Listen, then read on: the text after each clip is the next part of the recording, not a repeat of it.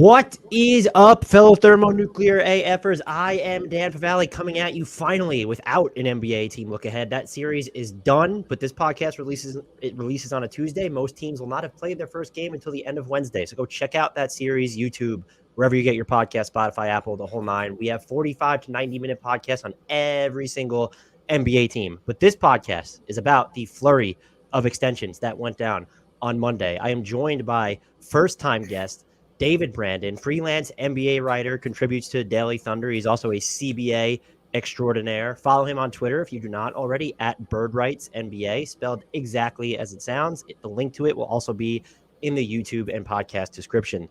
David, thank you so much for joining me on a very late Monday night. I very much appreciate it. How are you doing? Doing great, man. Doing great. Excited to be here.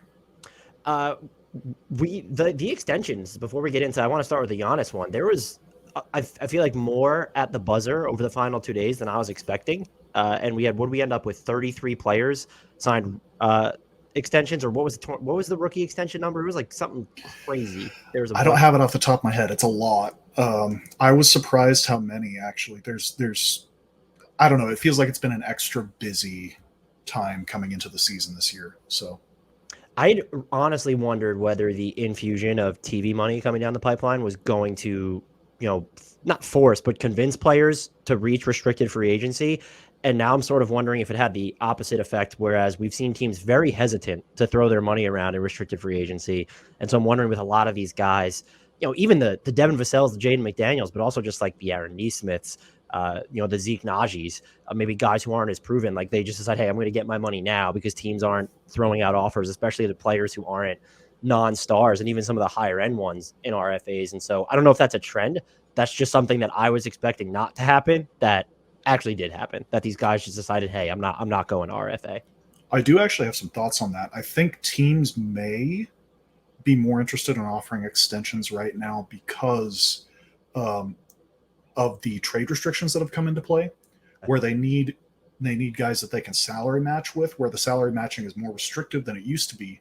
So I think you may see some of these guys on extensions where teams are willing to lock them up for a price longer term, so they have a guy that they can move down the line, especially some of these teams like you mentioned Minnesota, where they don't have a lot of like movable salary. They don't have a ton of things that they can get deals done with. So McDaniels being locked down is really useful for them long term. So you might see some teams being more willing to take on guys for a longer period of time on extensions than they would normally. So, yeah, that was something that was bringing to mind. It wasn't so much like the higher profile guys like that, but a Deni Avdija or even Zeke Nnaji, like those guys who got I think they both got 4 years. I know Deni Avdija did. And yeah, Zeke Nnaji at 4 and 32 with and then including player options for some of these guys like Nnaji getting a player option. I think you look at it as it's such a small percentage of the salary cap. And as you mentioned, some of these teams, especially the Nuggets, who are getting to the point where like they're going to technically be in tax hell. If you just need dollar for dollar matches on the trade market, like maybe having some of these guys under, contract where they're making 8, 9, sub 10% of the salary cap, but still, more than 3% or whatever of the salary cap, maybe that ends up being useful. Yeah, no. And it is interesting. Like you bring up looking at things as a percentage of the cap. It's really interesting. So like, if you started really following stuff back in, so for me, like I was really into the league I really got hardcore into it around the time that the Thunder went to the finals back in 2012. Back then, the salary cap was $58 million. Oh, man. Just, I'm looking at the real GM, the salary cap history right now. So 2012, 2013, it was $58 million. 2023, 2024, it's $136 million. So we're over twice what we were back then. So people are still looking at these deals and saying, man, that's a lot of money. The cap has more than doubled. It's going to triple by the time, within the next 5 years, probably from what it was in 2012. Yeah, and I've tried to do a better job. I still don't do a perfect job of it, but we have to frame these. And when people get sticker shock, because it's fine to get sticker shock, but let's use the Jaden McDaniel thing as an example. I think a lot of people look at that 5 for 131 guaranteed. I found the reporting, I didn't really want to begin with him, but I found the reporting absolutely hysterical, where the initial number that comes out is 136, which is $1 million more than Devin Vassell was guaranteed. So I'd like to think there was gamesmanship there, but they'll look at 5 for 131 and be like, for that guy, Jaden McDaniels, and they don't really let him dribble all that much, even though maybe he can. That deal will never be 20% of the salary cap. It might hover around 15% of the salary cap on average. And so I think it is getting more important to frame things that way. But the first one I wanted to ask you about had nothing to do with rookie extensions. It was a Giannis Antetokounmpo extension. He signed for 3 years at the max, which ended up being projected, to be $186.6 million. It starts in 25-26, and then it'll have a player option in 27-28. Were you surprised that he signed this at all? The framing was he wants to get back into free agency a little bit sooner, which works, but there's also I just want to add this very quickly before I throw it to you. I find it absolutely hysterical that he went on this aggressive yet salient post-game response to Eric name of the Athletic, saying last year wasn't a failure after they got bounced the first round. Then he spends half the summer, does a mini podcast tour, kind of telegraphing that I'm not going to be happy unless we're committed to winning. And so they go out and make the Dame trade. So I found that kind of funny. And then this just feels like the first line of consistency with him, where it's, okay, just like they did with Drew Holiday, like you go out, you make this move, you prove this to me, I'm then going to sign the extension. But what did you make of this entire thing? I mean, I'm kind of right there with you. I feel like, having been on the bad end of a superstar leaving before, with the Thunder thing, I was looking at the Bucks this summer and just seeing, I'm going to get crucified for this by Bucks Twitter, just the little trial balloon thing and being like, oh, that's scary if you're a Bucks fan, and then just like kudos to the Bucks front office. Like over the years, they've proven themselves consistently willing to do what it takes to keep Giannis around, to keep him happy, and to make sure that there's a good team around him. They've done yeoman's work over the years, just really good work. And kudos to them for getting him to recommit for that, because that's a big deal. I mean, it's a massive extension. It's worth it for him. It's great money for him. It's life-changing money, but it's really good work by the Bucks to get this done. Yeah, I think I was surprised. I know the framing is he wants to get back into free agency sooner. I'm not doubting him. I'm just very interested to see how someone like Giannis ages. And so I always just thought that he was going to sign when he could tack on firmly in his prime, can tack on the most years possible. He's electing to play sort of the over 38 rule game and try and get a bigger deal at the back end of this one. I respect it. I think even the two things, it was never like, oh, he's going to leave Milwaukee. The fact that he didn't have an extension before the Dame trade, it was just this made, if he wanted to make the most of his next deal, waiting made the most sense. But also signing this, he could still turn around in a year, whatever, and then request out. I think the show of good faith by both him and the organization is a big deal. They went out, they got Dame, and he responds by signing a contract that takes him past Damian Lillard's current contract right now. Even if let's throw out the player option year, like you just won't use it. I think that still takes him past when Damian Lillard would enter free agency. So I think that winds up being a win just for both sides here. He is one of the players, though, when you look at when this deal is slated to expire, he'll only be, I think he has a player option at the age of 32. So we're not talking about someone who will be ancient by then by any stretch. Just his game, I'm very interested to see how well it ages, what adjustments he makes as the athleticism starts to decline. Again, I would have signed him to this deal.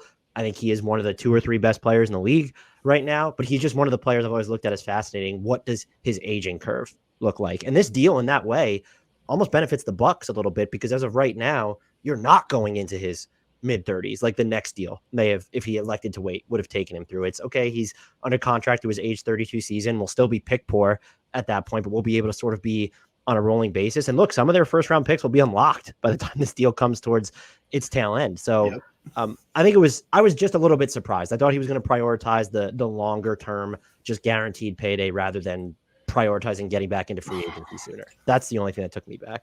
I think Giannis is one of those guys.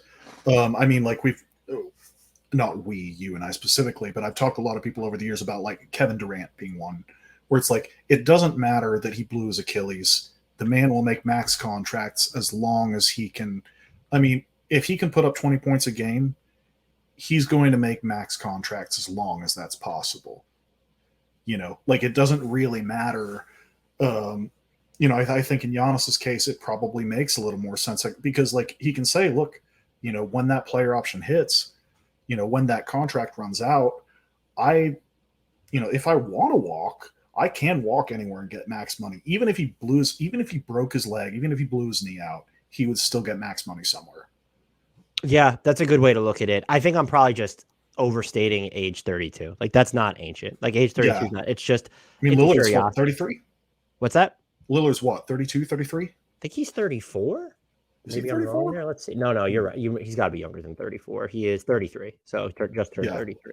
So, is there? What's the? I'll throw it to you. Is there another deal player that you wanted to talk about?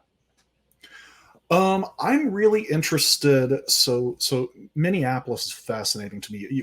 I already brought it up, but Jaden McDaniels is really interesting. I watched some Minneapolis last year, or not Minneapolis, Minnesota. You know what I mean? With the classic, some people might appreciate that. Yeah, but I watched some Timberwolves, and it still felt like things weren't gelling on the court. It's a really expensive team. It's so expensive, and there's nothing really proven there yet. McDaniels is a good player. He's a really good defensive player. Like, I feel like it's probably fair money, maybe a little over, but I don't know the team well enough to say for sure. Yeah, I would say that they got really lucky here. I mean, they have some future questions now about what I think is more interesting to both of us, the implications of their payroll moving forward. When you look at the teams that have cap space next summer, I just talked about how teams are reticent to throw out these offer sheets and restricted free agency.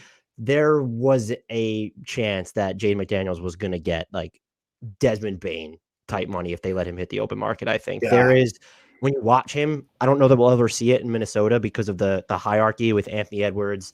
You have Karl-Anthony Towns. You even have Mike Conley in there.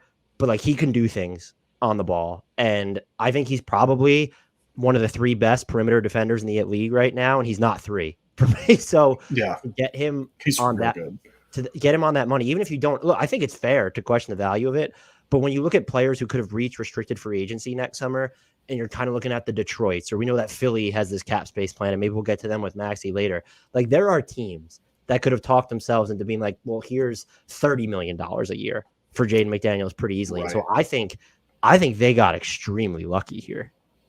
The one thing that I think about that, though, is, I feel like defensive players who are not centers, there are diminishing returns. It's something like the running back position. I think it's the running back position in the NFL, where it's sort of like, unless you're like the pinnacle of it, there's diminishing returns when you get to a certain point. So I do wonder with that team, like, yes, McDaniels is an incredibly good defender, but also, can you get by with a little bit less on that side of the ball? I don't know. That's one of those things that, like, it comes down to replacement value too. Is like, can you turn McDaniels around and flip him into other stuff, down the line too, and maybe get a good defensive wing and like pieces. I'm really fascinated to see what Minnesota looks like long term, because it's just so expensive. Yeah, I think with Rudy getting older, and you're not sure whether he's going to want to be moved, and if you're going to play a lot with the 2 bigs where Towns is going to be on the floor, it maybe necessitates paying McDaniels more. But this leads into the discussion. We start looking ahead to the summer of 2024. They are, with Mike Conley's cap hold, about a $200 million team. That is, I'm rounding. It's not including any of the other contracts that'll be on the books. But my point is, I'm not saying Conley will command $36 million or whatever his cap hold is. I don't think he would, but they are going to be a second apron team if they keep anybody. Yeah. I'm not trying to throw rain on the parade of this season, where I actually am pretty high on the Timberwolves this year. I do not envision these 5, Conley, McDaniels, Anthony Edwards, Cat, and Gobert, being together next year. And I think by making this commitment now, you've kind of almost not guaranteed that, but is there a chance they speed it up if things aren't going according to plan and teams are interested in Cat or Gobert at the deadline? Notably Cat. Again, I think this team is going to be good. I'd bet against them shaking up their starting lineup, barring disaster. But his cap hold's about to shoot up by like $13 million a year. It'll be easier, because the Timberwolves will be so financially inflexible, to make a move involving him sooner rather than later. Again, once more, wouldn't bet on it, but I would bet heavily against, even if Mike Conley just leaves, you're still looking at an incredibly expensive team. And you're probably sitting here going Gobert, Cat, McDaniels, Anthony Edwards. Ant is guaranteed to be here long term because he is the timeline. I would probably put Jaden McDaniels. If I called him Josh McDaniels, I apologize. I don't know why I would keep doing that. Jaden McDaniels at number 2 there. But like after that, after Anthony Edwards, basically, like it's so up in the air. Yeah, like I said, it is just a really fascinating situation because they're one of the teams. There's a handful of teams that I'm keeping an eye on for the next like year or two where it feels like there's so much in flux with them. And it's not because they're like a young team like a Houston or OKC. It's like they're a team that's like good right now and has a lot of questions about where the cap situation sits for them long term. I think Memphis could be in that conversation next year. Minnie's up there right now. Golden State is another one that's going to be really, really interesting to watch moving forwards. Klay Thompson, that's I know we don't necessarily want to get into everything, like go too far afield from the extensions today, but Golden State's one that I'm really watching too. Yeah, they're just perpetually interesting. Although it's funny that Draymond Green said he probably wouldn't be on the Warriors this year, and he's on the Warriors this year. So I'll be curious to see where the Klay Thompson number, whenever he signs, like his next deal lands at. But I'd be pretty floored if he left. But maybe not. It's a new front office in there, so maybe Mike Dunleavy Jr. and Kirk Lacob, they've been around. Maybe they're not as married to keeping these guys together as Bob Myers might have been. Another extension that kind of fascinated me was Josh Green at 3 years and $41 million. I don't see the full details on it yet, so I'm just assuming it's fully guaranteed, but it's straight 3 years, $41 million. I thought that was pretty good value for him. I do think it speaks to kind of how important he is moving forward, but it's also a bet on, well, we need him to do the types of stuff that maybe he's not so comfortable doing. Like we saw him improve at points last year, his 3-point stroke, and he can get to the basket, like in attack closeouts, but he really likes to operate on ball, like most of the time. And that's not something you're going to have the opportunity to do with Luka and Kyrie. And then on the defensive end, he might be their most, I know people want to frame it as Grant Williams, but he's probably their most important perimeter defender, unless you think Derrick Jones Jr. is going to play, and yet he's not really wing sized. So it's just, I don't have a problem with a number. It's just, it's an interesting bet to say, hey, he's now basically off the table in trade talks this year when they're a team that might need to push some chips in to maximize their timeline. The poison bill provision makes it a little bit harder to include him in any deal. And so they've now taken him off the table. I just found it an interesting decision, not a bad one, just interesting. Yeah, I think that kind of had to. I think it's decent value for him. I'm on record over the last several years. It's just not like pretty much forever, not really liking anything that Dallas has done in terms of like team building. It feels like they tend to bet on free agency a lot. They do a lot of big swings and they've whiffed a lot of them. They get some good guys around the edges, but this year's team just really, I don't like it, man. They need Maxi Kleber to be really good again. Like they need him to be good and healthy. They need Grant Williams Grant Williams is best if he's not your best defensive player. Like they need him to be like, they put him in a situation in Boston where he was not the best defender on the floor. He was not the like main guy in that defense. He's a guy that's like good in scheme, but when you've got Luka and Kyrie and like Tim Hardaway, like the guys on this team, there's not a lot of good defenders on this team. And Williams is going to be asked to do a lot. Kleber's going to be asked to do a lot. Green's going to be asked to do a lot. That team scares me in terms of like how it performs this year. They missed the playoffs last year. They're better. They made smart moves generally over this summer, but I think they've kind of paid themselves into a corner. Yeah, I was doing predictions for Bleacher Report. I don't even know if this article is probably going to be live by the time this goes live, I would think. And I predicted that the Mavs are going to trade their 2027 first rounder this year, just because the urgency surrounding Luka and the fact that they need like to just infuse their rotation with more perimeter defense. Kirk Henderson, from Mavs Moneyball sold me on Omax long term, went and dug into him. I like him, but to lean on that as a rookie That's going to be really tough. Like you said, they have Grant Williams. I saw people frame his addition as them getting a wing. He's not a wing. He's not a an wing. Incredibly switchable, smaller big who's probably best. Like, yeah, he can hang with some wings, but that's not someone who's go check the opposition's best player. Like, no, he's probably going to be better against explosive guys who go downhill, but they're not going to move as much laterally with the ball in their hands in those situations. And then there's Josh Green. And like they understand their deficit. They went after Matisse Thybulle before they went out and got Grant Williams. But I think they're a team. I don't know what putting, now that trade offer, assuming Josh Green's not part of it, your 2027 first and salary is a lot less attractive if you can't include Josh Green in it. And so if you included Derek Lively, or if you included Omax, two guys you do seem invested in, especially Omax, you took on money to get him. I don't know if that gets you. I don't think 2027 in salary gets you an OG Anunoby. Like I think that he would probably net more. I know Dallas's 2027 pick is interesting, but if that's the guy, I think that they would be outbid by a team like the Kings, maybe even still the Grizzlies or the Knicks at this point. Yeah, I think there's a lot of teams that could beat a Dallas offer from most guys. That 2027 I do think is like a good swing.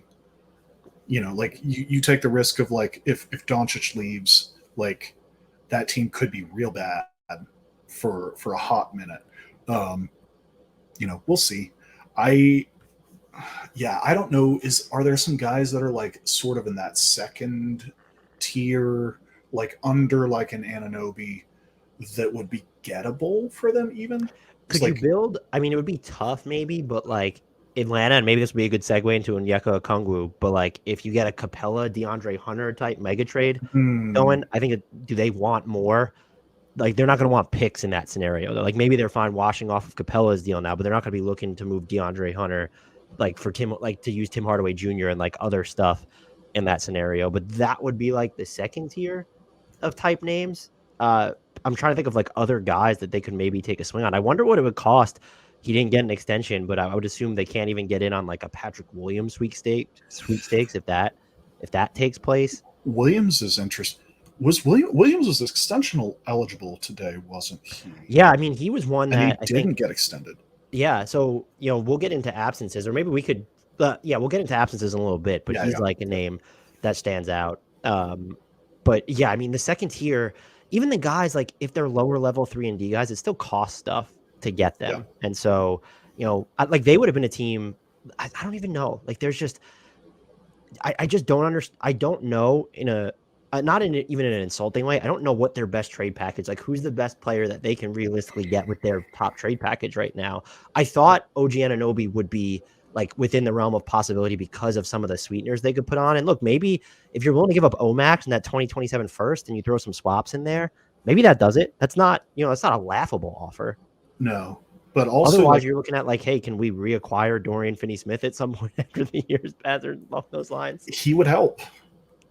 Royce O'Neal, maybe another Nets wing. Oh, O'Neal's that's a good name.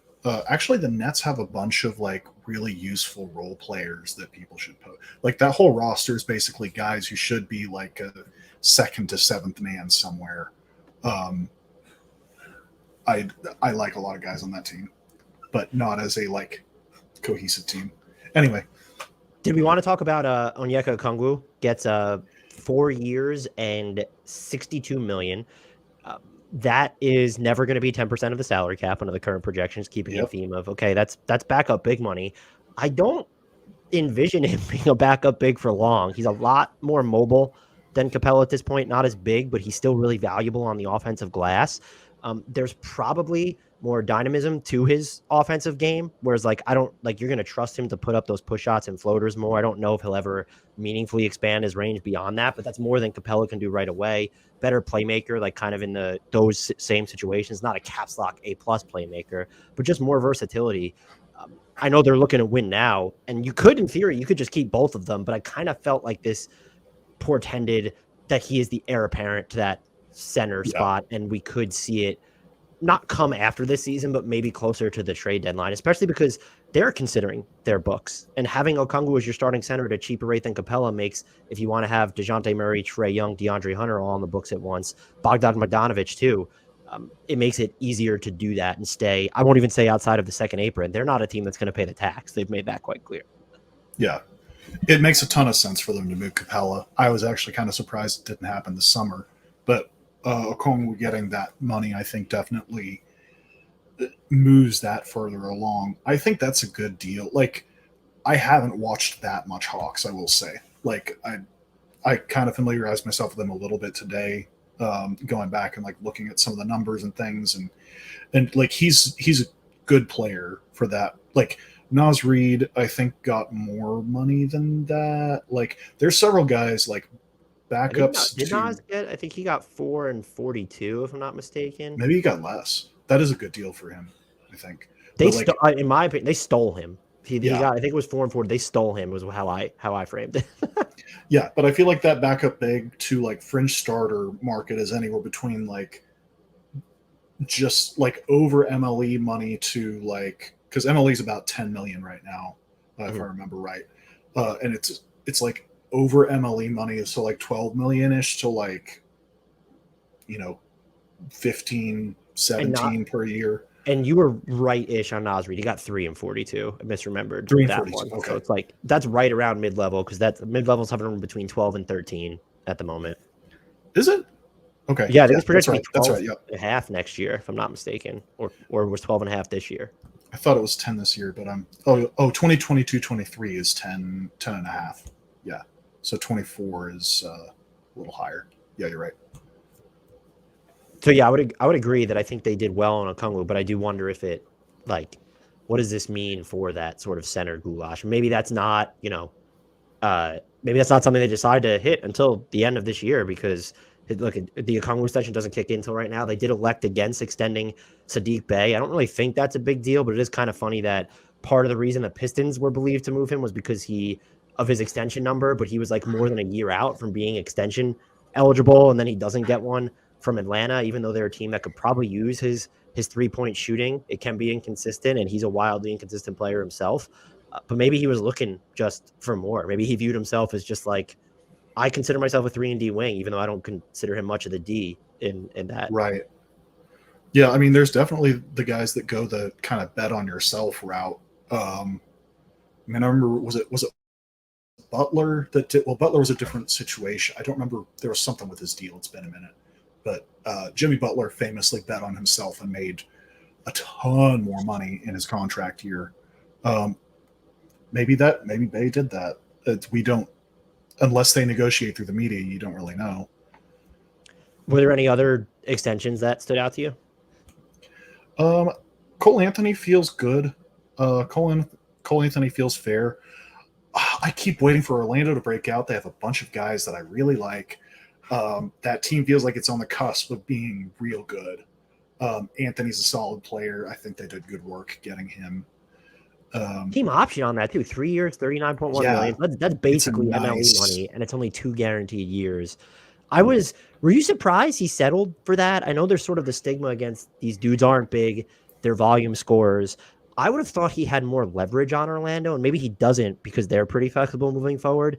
Their half-court offense needs just these kind of players who can shoot, dribble, and pass all together. He is one of, I would say, 3 players who can maybe do that, and that's in Paolo and Franz Wagner. The shooting for Paolo is very much theoretical at this point, but so now you have 3 players that could do that. But Karl-Anthony is someone who, as a shot maker and like someone who can actually put the ball on the floor in the half court, is proven. So I'm a little bit that it only cost about, let's call it MLE-ish money to keep him for 2 guaranteed years. I wonder if that says more about the archetype of player that he is, though, than maybe his internal value to Orlando. Yeah, I feel like that's probably the case there. He's a solid player. I feel like they got a good deal on that. There's a chance he significantly outperforms that, or maybe not like significantly, but like there's a pretty good chance that he's worth more than that to them, which I think is a win for Orlando and maybe a win for him because sometimes the guys want the guaranteed money. You never really know what can happen in the NBA. And look, if they're going to be good this year, I don't know. There'll probably be a point, I think, where they could technically outgrow his skill set, but just how important he is as a floor spacer, looking at them after they added Anthony Black, I don't know how much Jet Howard is going to play right out the gate. How many minutes can Joe Ingles give you? That's someone else who helps with the spacing. I mean, I know Jet Howard is bigger, but Anthony, I think this season specifically, if they're looking to make a play-in or postseason push, is massively important. And now you have him. We don't have to frame every extension in terms of trade value, but that's a very movable deal for someone who can come in, pump in a bunch of buckets, and stretch the floor for you on or off of it. If they do look to eventually make these consolidation trades where it's, hey, they actually don't have a ton of movable money that's not core pieces, where it's like they have all these kind of, Gary Harris is expiring this year, Joe Ingles, like they have those shorter term deals, but this gives them something else to use as salary matching tools. It's also, interestingly enough, a mini safeguard. I know you have Black as well against what happens with Markelle Fultz, who's also entering the final year of his deal. Yeah, Fultz is fascinating because, like, I feel like he's low key. I mean, he plays on Orlando. Orlando's been out of the spotlight. Fultz is actually low key like a pretty good player now. Oh yeah, and I feel like without the spotlight on him, people are kind of sleeping on the fact that Fultz is gonna get good money. Yeah, what is he at this year? He's at like 17. I would be. I don't want to use the word shocked because that might be inflammatory. If he gets less than that or signs for less than that, I'd be pretty. He's still pretty young. His defensive malleability is big time, and like I do get a little aggravated where I normally don't respond to them, but there are Magic fans in the YouTube comments that'll say he hits mid-range jumpers. That's floor spacing. No, it's not. That's not floor spacing. That's someone who has a mid-range jumper on the ball. That is important. He's valuable to your offense. He is their best passer right now. I really think that Paolo is eventually going to usurp him, and we'll have to see what happens with, Ingles is there now, and we'll see what type of run Anthony Black gets. Yeah. He's a very good player who it would not surprise me if his next deal is in the range of like 18 to 23 million a year. If it was 5 years, like, yeah, okay, I might be a little floored by that, but that feels like where his value is going to wind up being. Fultz is a guy that, like, Orlando's a team that I'm looking at this year, and I'm looking at the number. They don't have a single guy on that roster over 20 million. They've got a ton of really good young players. They feel really ripe for a consolidation trade, and I wonder if they're the kind of team that does the sort of like Sam Presti special, either trade for or trade out a guy that's on the last year so they can get their extension in on their new team. It's like where Fultz, you get like Fultz and somebody gets you into like close to max money, if not into max money, depending on the guy that you move. Like he could be a guy that I could see, you package him with expirings and some other incentives, and it gets you in the door for like a guy that you can say, okay, Orlando's back on the map now. I don't know. Would be interesting to see. They're a team, though, that I will say, and I think about OKC in this vein, too, and OKC is clearly further along, and I'm higher on their future, where I wonder, well, do they need to make the move to reach that level? Because I think that between Paolo and Franz, and then at the level that Wendell Carter Jr. is already at, like, that's a fringe all-star center, and I'll die on that hill, who might be on the best contract in the league, by the way, at like one of the 5 best. It's so good. Yeah, it's so ridiculous. Their team has so many guys I love. And like just smart contract, like they've done a bunch of things right, and it just has not broken for them yet. But it will. Like last year, after their pretty bad start, they end up being, before their last 4 games of the season that they kind of just punted on, they end up being like a top 6 defense during that stretch. And it just comes down to, look, we've even seen some people are really low on him still, and this is. Maybe it's because you said Orlando's not in the spotlight. People aren't watching him. I get accused of not watching the Orlando Magic all the time. Jalen Suggs is like low-key good now. Like his shot came a long way. I think he makes better decisions in space. I don't think he's ever going to become that complicated ball handler, facilitator, self-creator. But you go look at who he's defending and how he's defending.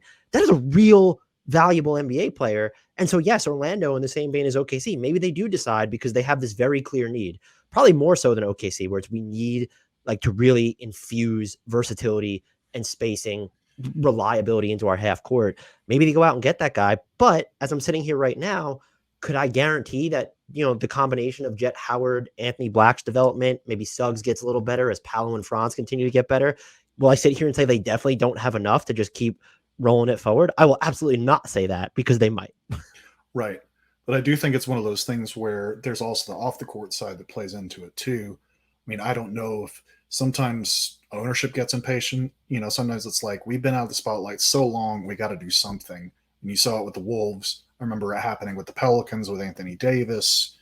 There's a few teams that you've seen around the league where it's like you get to a certain point, it's like, all right, Philly, in the Colangelo era, Colangelo, whatever. The like where they say, okay, we need to get a guy in here. We need to be relevant right now, just because like ticket sales or like just being part of the overall NBA discussion. We need to make the playoffs, anything like that. So I do wonder if that might be a factor in it too. But it is interesting just in light of the extension there. I think it's a smart extension. They've got a good foundation in place. And it's the other thing, you mentioned this with Minnesota. They might just get too expensive because you get to next summer, Markelle Fultz needs a new deal. And then we're talking about an extension for Franz Wagner. We're talking about Jalen Suggs is extension eligible. The year after that, Paolo's extension eligible. So from next summer, they probably have about 2 years, because Wendell Carter Jr. is eventually not going to be worth 7% of the salary cap, whatever he is now. So they probably have another 2 summers where they can be ultra flexible and play it a little slow. But as you get more expensive, we've seen it with teams, including the Thunder in the past. You start to make these wholesale decisions and these bigger swings. So they're on probably still a more gradual timeline. And there's a chance that it breaks without them doing anything, which is super intriguing. One of the other deals that I don't want to say I was surprised. I was surprised. Deni Avdija gets 4 years, $55 million. It declines. He's not Michael Winger or Dawkins' guy, so I didn't think he was going to sign one, and I thought his role was a little bit confusing. But I think, again, I mentioned it's declining, so that's big. This is also someone who is younger than you think. So this extension takes him through his age 26 season, and he might make 10% of the salary cap in year one of the extension, might, at $15.6 million. I think he is, I don't want to say underrated defensively, but overlooked defensively for the breadth of assignments he can cover. He's very physical, has pretty good foot speed for his size. Offensively, the big question everyone wants to focus on, can the standstill threes falls? I think that's fair. I think you also need to question, maybe the three doesn't fall, but can he be aggressive on drives more? That comes and goes. And he's a pretty good facilitator when he gets moving, and he can have some of these gritty guys are bouncing off my shoulder physical finishes when he really sets himself to it. The offensive consistency and I guess role clarification is the big one with him. But I think at 4 years and $55 million, he's not someone that you're going to net a ransom for if you moved him this summer. As you mentioned at the top of this, as a salary matching piece, if they eventually want to move on from him, or if it hits, because I'm assuming he's going to have a ton of agency this year, even with Jordan Poole and Kyle Kuzma and Bilal Coulibaly in the fold. Maybe he hits for you finally. And now you just have this guy who's on a pretty team-friendly contract. And even based off his body of work, if you're just basing this solely off what he's done and not trying to project forward, I don't even know that it might be an overpay in year one. And then because it's a little overpay in year one. And that's it. I mean, that's kind of how I feel about the Dort deal that they did a couple years ago for the Thunder, which is around the same money, if I remember right, where it's like, you got a guy who's a good defender, the rest will, either come or it won't. It's a little bit of an overpay, to start with. And then the cap goes up. You've got a salary matching piece. You have a guy that could still pop for you, and it could be plus value. I think that's an extension that usually is not going to be, even if it doesn't go well for you, it's unless the guy destroys his leg. Yeah. It's almost never one of those black eye contracts.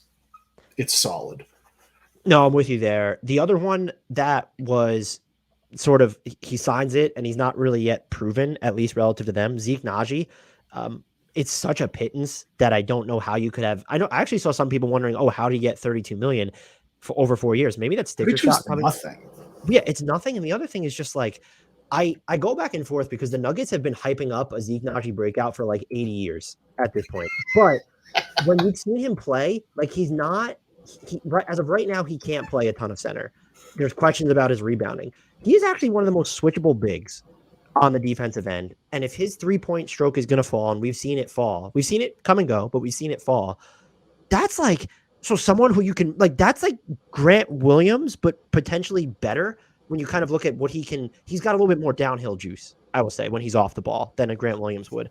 So 4 years and $32 million, I'm hoping, and this is why I'm throwing it out there, that this sort of signals, okay, they are invested in Zeke Nnaji actually playing this year. And I think that's a reasonable like assumption for me to make, because when you look at who they're reliant on after their top 5 guys, okay, Christian Brown, he's proven for what he did in the playoffs last year. Yeah. But after that, it's okay. I know you like Peyton Watson. I know you signed Reggie Jackson. I know you have Julian Strouthter. I know you maybe want to look at Jalen Pickett. A lot of people think Hunter Tyson will be the most played rookie that they have. But if Zeke Nnaji might be the closest thing after your top 6 to a sure thing that you have in your bench rotation. Yeah. So there's a lot of question marks there. Yeah.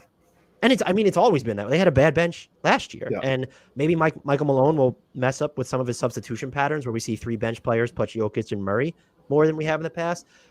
I like the deal because I think Zeke Nnaji is a really good player. And I don't think this isn't a matter of, Nikola Jokic is burying him. And he's not, because he's not a center. And I think that's been proven time and time again here. So I thought that was good money and a good gamble to make by them. And I'm hoping that it shows, okay, we are actually married to the Zeke Nnaji experience this year. Yeah, I pretty much 100% agree with you there. I'm really the Nuggets are an interesting team this year. Like Nnaji, like you said, it's Nnaji and Christian Brown, and then you got like an 8-man rotation. Right, Reggie Jackson's fine. Like they're very high on Peyton Watson, and as am I. Calvin Booth thinks Peyton Watson is going to be like a future Hall of Famer. I think he could be really good. I think there's probably more ball handling he has to offer, and it wouldn't shock me if maybe not this year, but there's I call it a non-zero chance that we're like, oh, you don't need to rely as heavily on a Reggie Jackson or to ask Christian Brown to develop more ball handling skills or rely on Jalen Pickett, because Peyton Watson just gives you sort of that secondary stuff. We know how long he is as a wing. So I think he might be their 7th best player this year. I am pretty high on Peyton Watson, but if you're trying to go, we need to count certainties or guys who might be bankable, it's your top 6, because I think Christian Brown has earned the right to be there. Yeah. And I mean, if you want to include Reggie Jackson, I don't know why you would after what happened last season, but Zeke Nnaji definitely belongs in that discussion. Yeah. I mean, I'm just thinking playoff rotation. There aren't a lot of rookies that come in and are immediately impactful in the playoffs. They do have one of them. They've done it before. So, I mean, you got to have, if you're the Nuggets, you're hoping one of those guys pops. You're hoping Nnaji pops, and you need one other guy to pop. Because otherwise, they have enough, looking thin. They kind of have enough flyers to where, okay, you could envision it happening, but it's fair to question. They bet on themselves. I did a video on this, and I think it's a fair bet to make, but it's a risky bet. It's a risky bet to make. And so I don't think this deal is a gamble. I think it's like you said, even if it goes belly up poorly, it's going to be fine. I'm not surprised he signed it. I was just like, oh, so they actually are kind of invested in him when it didn't really seem like they were the past, especially because in the playoffs, you might just see some more, was it kind of Aaron Gordon at the 5 stuff? There wasn't a ton of that this past year, but they did experiment with it as you're shortening your rotation. So that'll be something to monitor. Are there any other extensions that you wanted to touch on? I don't think there's any others that came through today that were that. I mean, there's a lot of smaller. There's a lot of smaller stuff. I think we covered most of the major stuff. I think the 2 that we haven't hit on that I found surprising that they were just deemed priorities a little bit. So the Zach Collins veteran extension, not a rookie extension. I want to make that clear. But they got him on a steal, and then they now extend him for 2 years and 34.8. Now, Zach Collins at his peak, when he is healthy, which is not all the time, but he was fairly healthy this year. He stretches the floor. He protects the rim. I think he showed really good mobility. This just feels like this might have been the one where it's oh, is it maybe an overpay because you're going to bet on him to stay healthy? If he is healthy, though, he makes so much sense next to Victor Wembanyama, who you don't want to play the 5. Yeah, that's a big swing on Collins' health. I'm on record with a couple people talking about the Spurs stuff. That Collins, that extension scares me a little bit. If you're getting 60 games at least a year of Zach Collins and he's healthy in the playoffs, he outperforms that. Yeah, I mean, but you look at the injury history and it's scary. Yeah, it's the injury history scary, and even sort of just when you look at he's shown that he can space the floor, but it's never been, wow, look at how many threes Zach Collins just made. Like, this is someone who, let's break it down per minute because I know he doesn't play the most. Like, he's never attempted 4 3-point attempts per 36 minutes. And so early on, when you're dealing with a half-court Spurs offense, that will be at a deficiency in playmaking, unless I'm a believer in Devin Vassell and Jeremy Sohan and Victor Wembanyama, of course, but you have Trey Jones, and that's kind of like now you're leaning on a bunch of question marks there, unless you think Devontae Graham plays a bigger role.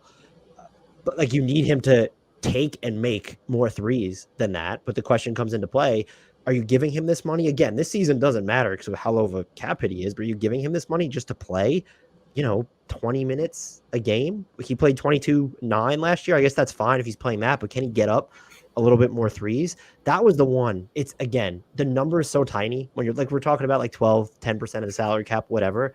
But it was just like, did you need to do this? Like, did this make sense for you right now? And that's like the strongest. All these deals look so okay to great in the context of a rising salary cap that is the biggest insult that I can, or critique I could kind of hurl. Is like, did you need to do this now? Like, did you need to? Yeah, I do think, and I think this is a thing with kind of anyone from that GM tree. I'm just thinking of Presti as well. Like, the Spurs like to lock guys up early if they want to keep them around. It's a great point. Especially in some of the very small markets. I think that's something that you don't want a guy to test free agency. You want to make sure that he feels appreciated as soon as possible. Don't hardball the guy. Take care of your players. Otherwise, you wind up with the Haywood situation, right? Where they let him test free agency. They matched him, and then a couple of years later, he just leaves anyway.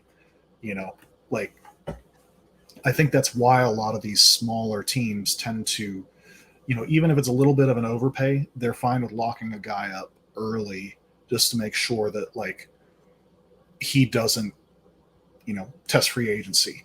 Because I don't know. That's the big question mark for me. I can't believe I forgot Zach Collins because everyone was clowning his extension announcement for looking like a funeral invitation.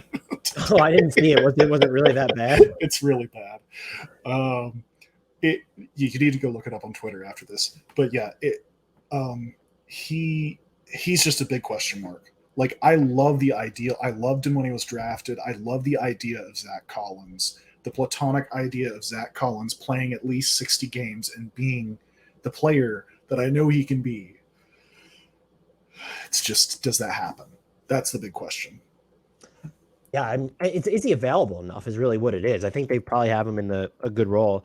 And I think the final one before we get to players that did not sign extensions that would be noteworthy, Aaron Nesmith was not. I know the Pacers they have a wing deficit, and he's someone who could play a lot of the four for them. 3 years, $33 million. It's a fine number. Someone who's going to hit threes. He's probably overmatched defensively with a lot of assignments they put him up against. Does have quick hands. I don't know if they saw him. Like, he was kind of dribbling more in the preseason. They were like, you know what? Like, we're going to bet on this. Like, we've seen him. Like, now it's like, okay, this is more than just someone who's like 3-ish and D-ish is what I would call him. So I think that I just was like, oh, that's just interesting. But it could just come back to, hey, we want to roll these deals over into having these assets to move as money matchers. But they are at such a wing deficit that it surprised me a little bit. Yeah, well, Indy's another one I think that's like, it's another small market thing, is like they like to lock their guys up early. Nesmith, I did not watch a ton of Pacers last year. I know I see some stuff. Yeah, I see some stuff come through from Caitlin Cooper. I know they were fun. I just didn't get to see a lot of them, so I don't really know on the Nesmith one. I can look at the numbers and I can look at the extension dollar amount and say, yeah, it looks fine. I mean, same as a lot of the other ones that we've talked about here. The Pacers have got some questions. One of them's Buddy Hield. How happy is he long term? And like you said, it's like the wings are so thin there. I could see them. Yeah, they need Nesmith, I think, just to play, even just as a body. Yeah, and I mean he will play and he'll probably be effective for them. We'll see if and look, they like to play really small based off their personnel right now. So I think he's arguably so important to how they're doing that when you want to play Hallie, Brown, and Benedict Mathurin together. Like you need Naismith to be like, okay, he could play a bunch of four, especially if and this I think this will be someone who appears on the he didn't get an extension. You don't really know what you're gonna have in Obi Toppin. Yeah.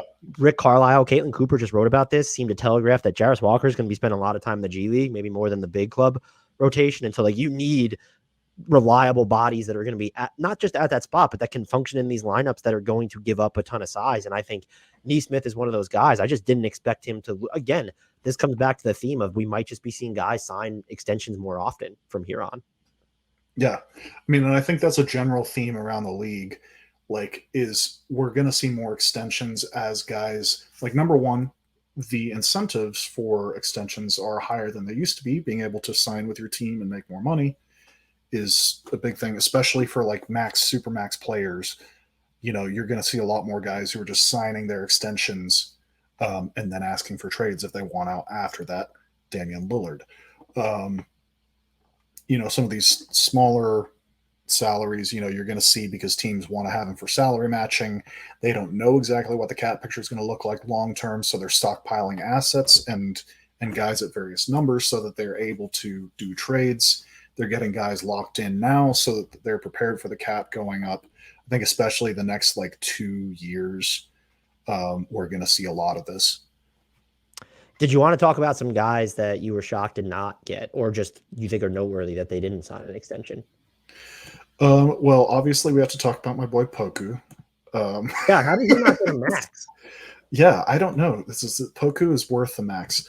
I actually posted on Twitter earlier today that I was dreading them signing him to a larger money extension than I thought was worth. He's still a dice roll. I don't know. I don't know if you know this. I'm like you should tread carefully. I'm like a Poku diehard. I think that there's like we've seen the outlines of a really complimentary NBA player, especially last season. That if he's going to stay healthy, someone who knows kind of where to be off the ball now, can do crazy stuff on the ball and get into the lane if you give him enough space. But even some of his defensive rotations last year, you watched more OKC than I did, but I went on the Uncontested podcast a few weeks ago and I campaigned once again extremely hard for my guy Poku. No, I like Poku. I think it was smart not locking him in yet. If it was like the Zeke Nnaji special. I'm so gun shy about Thunder rookie deal guys at this point. There's been so many guys over the years that I've been like, this guy's going to be really good, and then just like. So I love the idea of Poku. He's shown flat, like he's still a magic 8-ball on offense. You shake the 8-ball, sometimes it comes up, you know, and he just throws the most insane pass you've ever seen to like bullet right to the hoop, a weird lob or something like that. Somebody catches in the perfect spot, whatever. And then sometimes he just throws it into the stands, you know, like that's still the guy that you're getting. I think there is a productive player in there, but I am real scared of him just not ever being the guy that we hope he is. I was pretty surprised that the Pistons didn't give a nice payday to James Wiseman, because at some point they're going to have fewer than 80 centers on the roster, and I don't know how they're going to deal with that. I don't understand the Pistons. Oh no, I don't even think we need to spend time on it. Have you been? I follow a bunch of people from Pistons Twitter, and just between Laz Jackson, homie of the pod, and following these other people who are in there, they seem so down on the Pistons direction to the point of not that they're predicting catastrophe, but they don't understand what's happening. And so they have a bunch of these exciting young players. When you look at Cade Cunningham, Jaden Ivey, Asar Thompson, but when you're fans, when you're people who are like the bloggers and the podcasters who are very plugged into the team, don't really seem to support or understand your direction, it's very uncomfortable. I think when I was doing win totals with my co-host Grant, they were the team that I kept ripping. I ended up with too many wins. Surprise, surprise. I had to subtract 50 wins. I'm always too optimistic. They were the team that I kept stripping away from, because I'm just like, I'm not saying they're not going to try to win games at some point, but I don't understand the theory of this team just yet, even if I like a lot of the individuals. Yeah, I think it's one of those things where just knowing the history with the Thunder, like they're stockpiling a bunch of guys for like athleticism and speed and power and size, and just like get all the guys in, see what we have, and then figure it out from there. I just there's a level of winnowing there and like on the court logic that I'm not seeing yet. Like they can't play. Maybe you're seeing stuff. Maybe you're seeing stuff in the locker room. Maybe you're seeing stuff on the practice court. Of how guys are doing, but they can't play everybody at the positions that they want to play. Anyway, sorry, it's frustrating to me because right. I like a bunch of guys on that team, and I don't see it making sense. I think the most encouraging harbinger for them is that Monty Williams has said like they're not, aside from the Stewart Duren minutes, that they're not going to play a lot of dual bigs. And I think that's encouraging because we don't need to see Bagley, Wiseman together ever again, frankly. But you still, it's tough if you ever want to get to lineups where it's, Cade, let's say, plus 3 shooters. So you'll have Duren in there. Let's just assume. Well, then it's, can you play Jaden Ivey and or Sar Thompson as part of your 3 shooters? We don't really know about that. Can you play, if you want to surround Jaden Ivey with shooters, does Cade Cunningham count? I think he will. I'm pretty high on him. Yeah. But they've run into some functional questions. That was not actually the extension that we didn't see.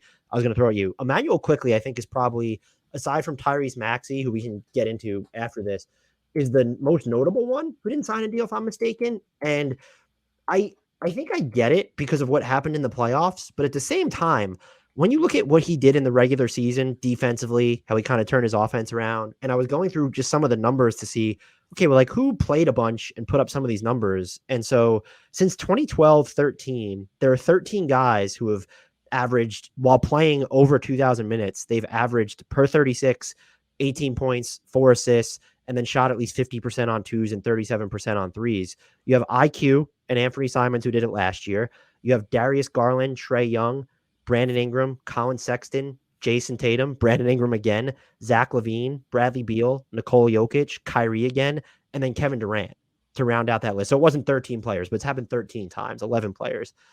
I don't think he's on the level of anyone I just mentioned. I want to make that clear. But if he has another season like he did, you might look back and say, if you had the chance to wrap him up for $25 million a year or whatever, that could come back to bite you. Yeah. No, he's definitely one. I drafted him on my fantasy team this year because I do think he's going to be good. I don't get not locking him down. Yeah, he's one of the ones. It's not even like it's a rookie guy who's like not played a ton and you don't really know what you're getting. He's proven that he can play. And I do wonder if it's maybe something like we talked about at the beginning where, maybe it's like, okay, I'm going to bet on myself and I'm going to make more money. Yeah, I'm very curious to see. And I was going through, Fred Katz wrote something on this for The Athletic. It doesn't seem like there was a number, unless I missed it, that was just like that would have done it for them, or a number that they were throwing out that he just didn't want to sign for. I would need to know, again, were they basing it on, okay, we didn't really see his breakout come until this year, especially defensively. And then we see what happens in the playoffs where he just falls off a great deal on offense. Is it that trepidation, or is it just you mentioned bet on himself, where he just decided like, no, I'm a $30 million a year player or something, or I'm a $27 million a year player. And you're kind of at the point where it's, well, we'll then wait because we think that if we have to pay you, that'll be the money we have to pay you later. So we might as well work with your smaller cap hold the next summer. The only thing there for him, I wonder if this is one of those situations where he should have signed it if it was anything near like 20 million, 21 million a year, because what if you don't, just between, they have Jalen Brunson, obviously, they have Quentin Grimes, there's RJ Barrett, there's Josh Hart, you add Dante DiVincenzo into the fold. There's all these guys are, moving around. They're not all going to play guard, but like, could you get, with the addition of Dante DiVincenzo, is your chances of closing games even lower? And that's not something that necessarily he was doing every game, but like, you look at it, are we going to pay this guy X because he is one of our 4 or 5 most important players? Is there a chance you're just not, because of the sheer pecking order now? And so should you have locked down the money? I find it fascinating from both perspectives, honestly. I could see the risk in IQ not signing on IQ's behalf, but I could also see the risk in the Knicks saying, damn, like, what the heck? Like, I don't know. Like, what number is he going to end up actually getting? And then are we going to match it, or are we going to end up letting him walk because the number is just too high? Yeah. I'm I was listening. I was also just like looking at the Knicks cap right now. So even if they, I mean, even with a lower cap hold for Quickley, they're still over the cap next year. So it's definitely not to go like free agency hunting. Right. Um, Is it to keep their optionality open via trades? I just struggle. My thing there is he makes so little. And yeah, then, like, with him approaching extension eligibility, or rather a new deal, how much value does he add to any trade package? Is it worth saying, hey, we're not going to sign you to an extension because we might want to include you in a bigger trade package? yeah. I don't know. I mean, I could see that because obviously, like if you sign him to an extension, now he's poison pill, and um, that becomes its own uh, you know issue to deal with. Um, I don't know. I don't get it. I mean, he's a bargain right now for $4 million a year. Um, the Knicks. I'm not going to knock the Knicks too much because it just feels nice to see like competence out of that front office.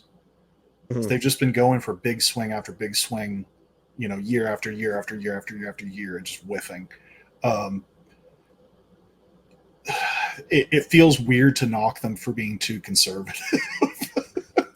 like, like this is the sort of thing that like it. Um,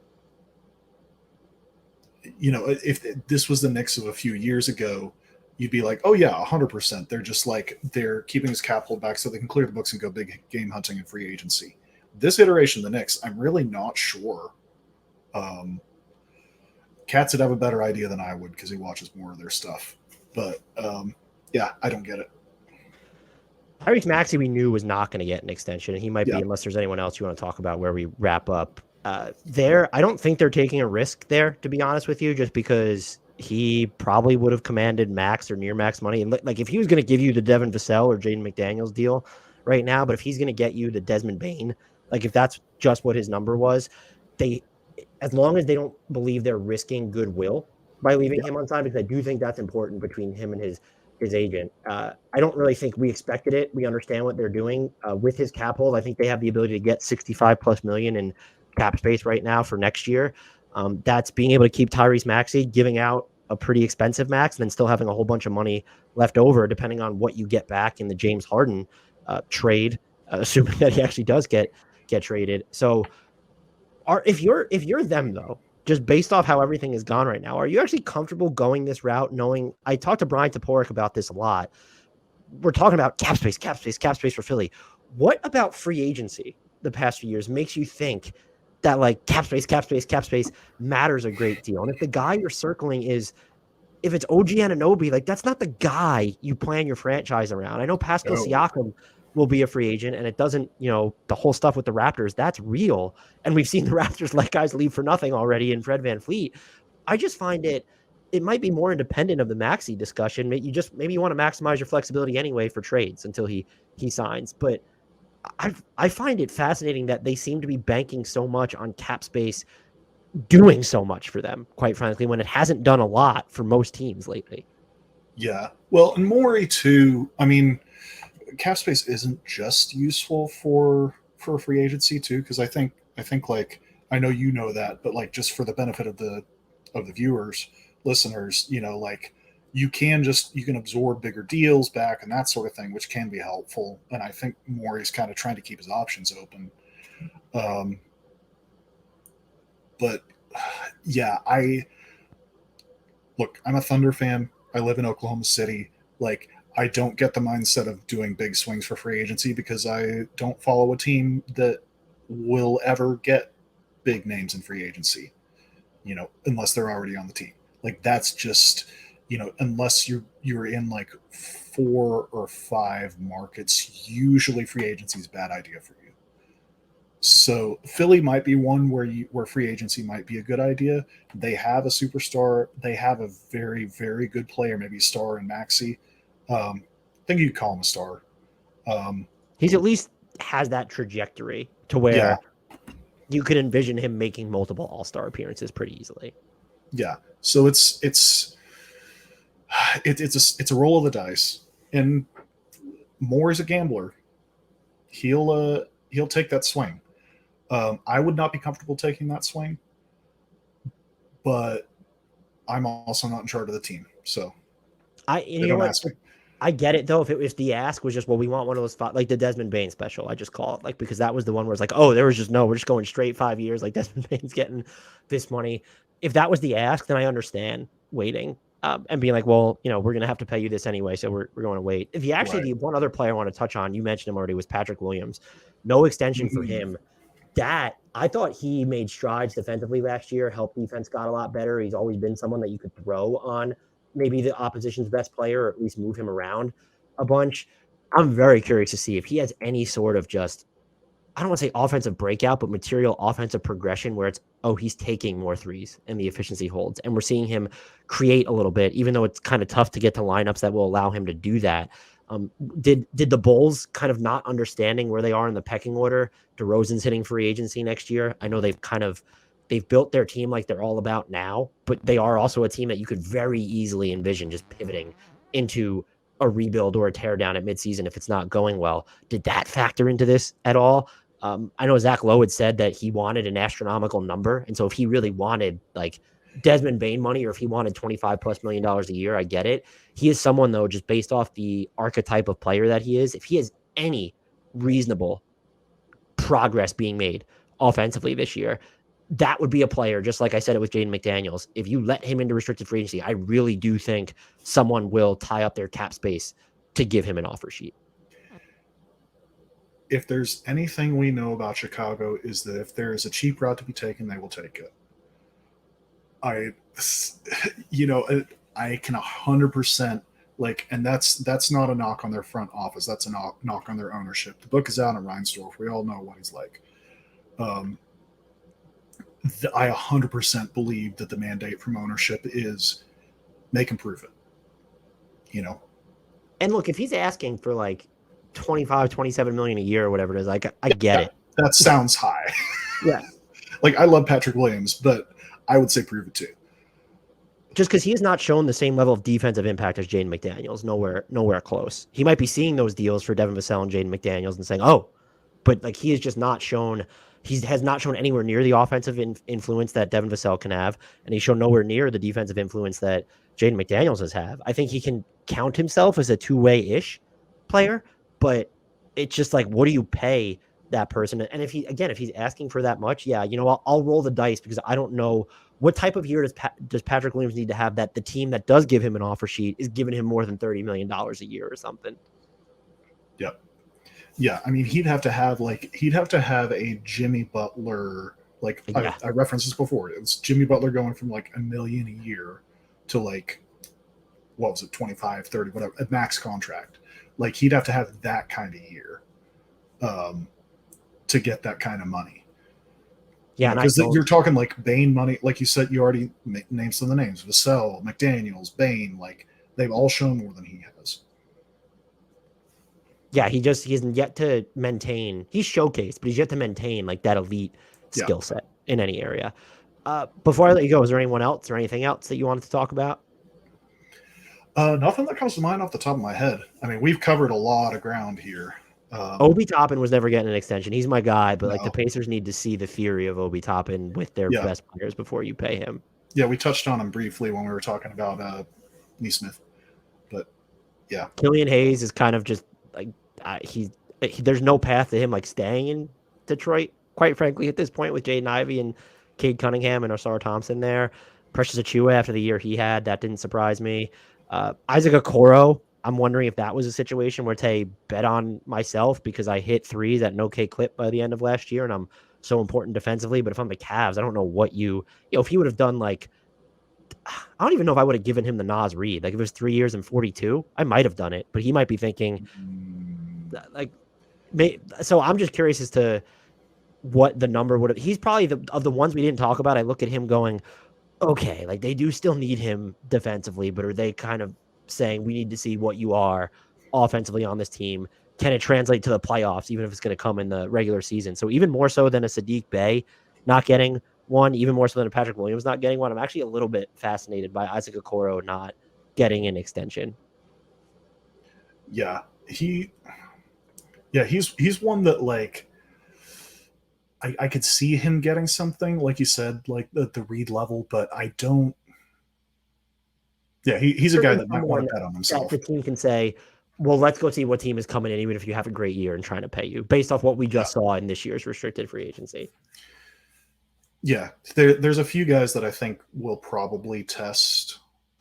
I mean, well, I guess now they kind of have to test restricted. This is like Quickley's one, Okoro's one, Hayes. I low-key like a lot. Really? Yeah. That is, I like him defensively. I don't, aside from like 1 month a year offensively, I don't really know what to make of him. Yeah, he's a guy that I'm kind of intrigued by the idea of if he puts it together. And he's done a few things. Like I've just seen him a few times in Pistons games and been like, that's a guy. But I feel like he'll get traded this year. Yeah, that seems like someone's going to try to take the flyer on him, and he'll get traded.